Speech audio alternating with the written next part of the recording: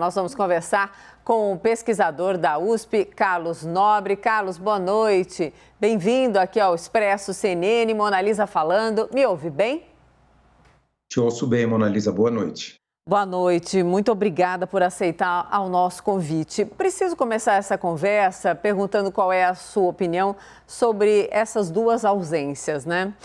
Uma expectativa tão grande, então, ali de todos os participantes em relação ao Brasil, mas a ausência do presidente Jair Bolsonaro ali na COP e também do coordenador do Conselho Nacional da Amazônia Legal, o vice-presidente Hamilton Mourão. O que significam essas ausências para você, Carlos? Olha, a ausência tanto do presidente quanto do presidente do Conselho da Amazônia, o vice-presidente Hamilton Mourão, elas já significam que o Brasil está em cima do muro. O Brasil não está disposto realmente a colocar uma posição forte de que o Brasil irá, de fato, inverter a sua trajetória dos últimos anos, que aumentamos muito as emissões. O ano passado, na crise da pandemia, o planeta globalmente reduziu 6% das emissões globais. O Brasil aumentou 10% das emissões, aumentou o desmatamento, a degradação, os incêndios na floresta amazônica, no Cerrado, no Pantanal. Então, é muito grave o fato de que o presidente e o vice-presidente eles decidiram não ir, porque isso já enfraquece muito a possibilidade do Brasil se comprometer e seguir essas trajetórias, como o embaixador britânico em Brasília falou há poucos minutos. Segundo o vice-presidente, que a gente acabou de ouvir, o presidente Bolsonaro não está indo para não levar pedras. Sim, mas sim, e ele merece levar pedras, porque o discurso do presidente Bolsonaro em quase 3 anos é um discurso de um desenvolvimentismo totalmente contra a necessidade que nós temos de reduzir rapidamente as emissões, um modelo de desenvolvimento dos anos 70 na Amazônia, de desmatamento total, expansão da pecuária, uma pecuária de baixíssima produtividade. Então, esse discurso está muito desatualizado e ele seria, obviamente, criticado, mas a expectativa que em abril, na cúpula climática que o Joe Biden fez, o Brasil se comprometeu, o presidente se comprometeu a zerar os desmatamentos. Então, Glasgow, COP26, a mais importante, talvez, da história da Convenção Climática, a ausência do presidente e do vice-presidente, que preside o Conselho da Amazônia, já significa que o Brasil está em cima do muro. Ele vai lá ficar olhando para ver se vai ou não tomar ações realmente imediatas de redução das emissões dos desmatamentos. Colocar o Lorival Santana também na nossa conversa. Lorival, chega, por favor. Carlos, esses cálculos de emissões são de dióxido de carbono equivalente, portanto, incluem os outros gases, inclusive o metano. No entanto, ontem surgiu esse acordo entre 60 países para aderir a essa redução em 30% do metano emitido em 2020 até 2030. O Brasil ficou de fora porque 27% desse metano sai da pecuária e 9% do arroz irrigado. Qual a importância dessa questão do metano? Aparentemente ele se dissipa rápido, mas enquanto ele está ali na atmosfera, ele é muito nocivo. É importante ter uma meta específica para o metano ou o dióxido de carbono equivalente dá conta da questão? Não, o metano é muito importante, porque se nós quisermos manter a temperatura não passar de 1,5 graus, e se nós continuarmos com o padrão de emissões de 2019 e 2021, que elas já estão no mesmo nível de 2019, até pode ser que serão superiores, nós vamos ultrapassar 1,5 graus entre 8 e 10 anos. Já é aí 2030, 2032. O metano, ele tem esse poder de aquecimento 28 vezes maior que o gás carbônico. E o metano, de fato, nós temos condição, porque a Embrapa já desenvolveu há mais de 10 anos tecnologias de ter uma pecuária com emissões líquidas zero. É uma pecuária que o gado arrota o metano, chama fermentação entérica, e você cria uma gramínea que ela absorve carbono matéria orgânica no solo. Então, se você tiver 2,7 cabeças por hectare, por 10 mil metros quadrados, com essa tecnologia que muitos pecuaristas já usam, mas infelizmente um número pequeno no Brasil, você faz uma pecuária de zero carbono. Esse é o número um. O outro, logicamente, é o vazamento do metano na exploração do gás natural. Esse é o segundo fator. Esse também, esses países que fizeram esse compromisso, eles vão muito nessa linha de diminuir. Então, é muito importante, se nós quisermos ficar com 1,5 graus, não ultrapassarmos em 8 a 10 anos, é muito importante realmente reduzir rapidamente a emissão do metano. Carlos, como é que fica o bom senso de quem diz que o agronegócio brasileiro, a pujança do agronegócio brasileiro, não combina com esses compromissos que vão ser tão cobrados e reiterados lá em Glasgow? O que a gente precisa falar para quem ainda tem esse tipo de retórica? Olha, nós temos que pensar o seguinte, eu vou dar um número para vocês. Sim. O Brasil é o terceiro, ou quarto, ou segundo ou terceiro maior exportador de produtos agrícolas do mundo.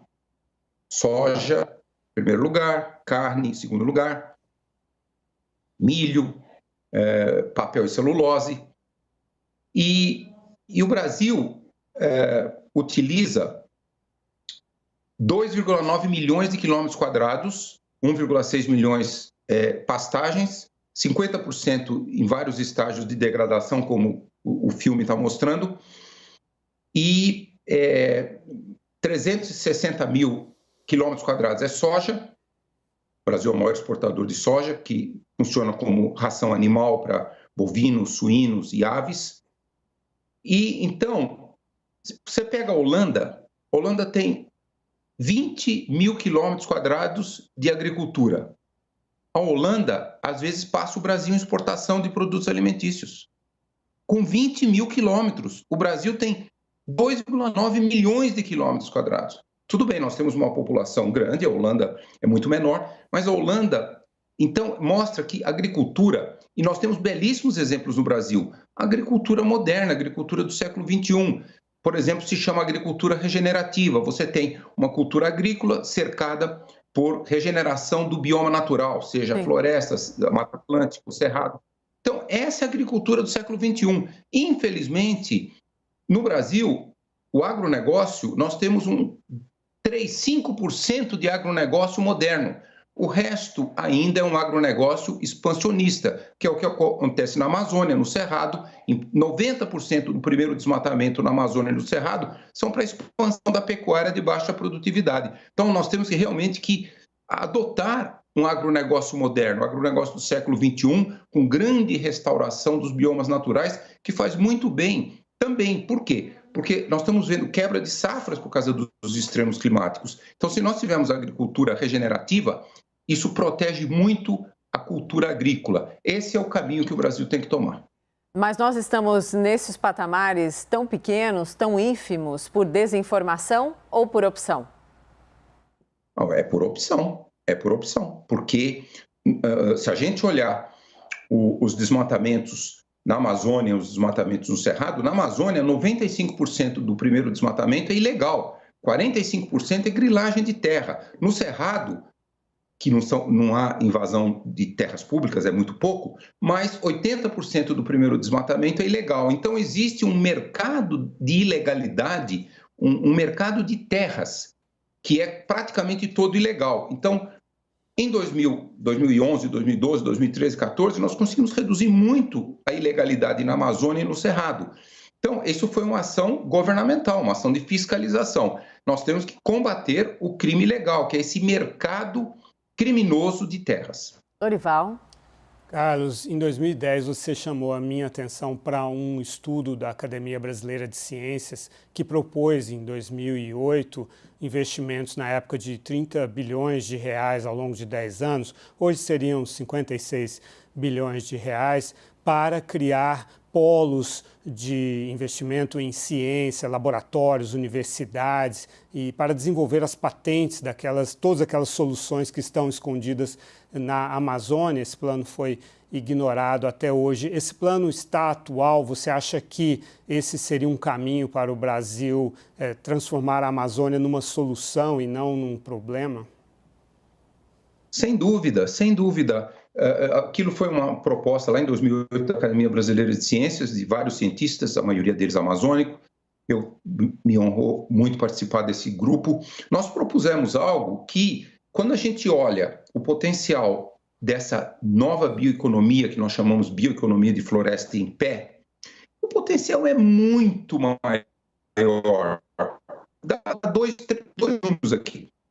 Sistemas agroflorestais na Amazônia brasileira, açaí, ele rende 10 vezes mais que pecuária.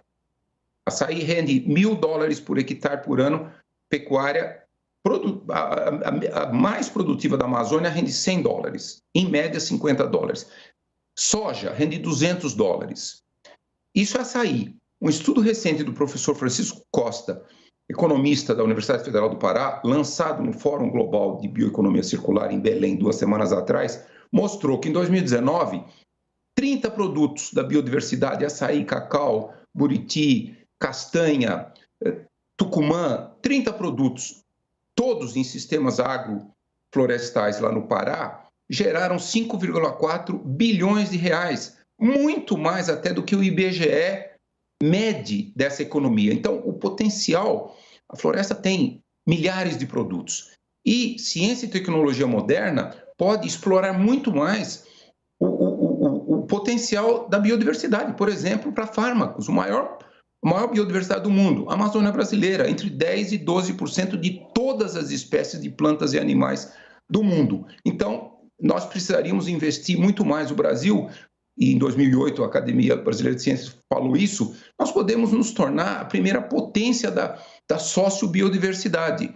E nós não investimos. Se a gente olhar de 2008 para cá, despencou o financiamento em ciência e tecnologia. O Instituto Nacional de Pesquisa da Amazônia, o INPA lá de Manaus, tem um orçamento de $10 milhões, aí 40, 50 milhões de reais, é uma vergonha.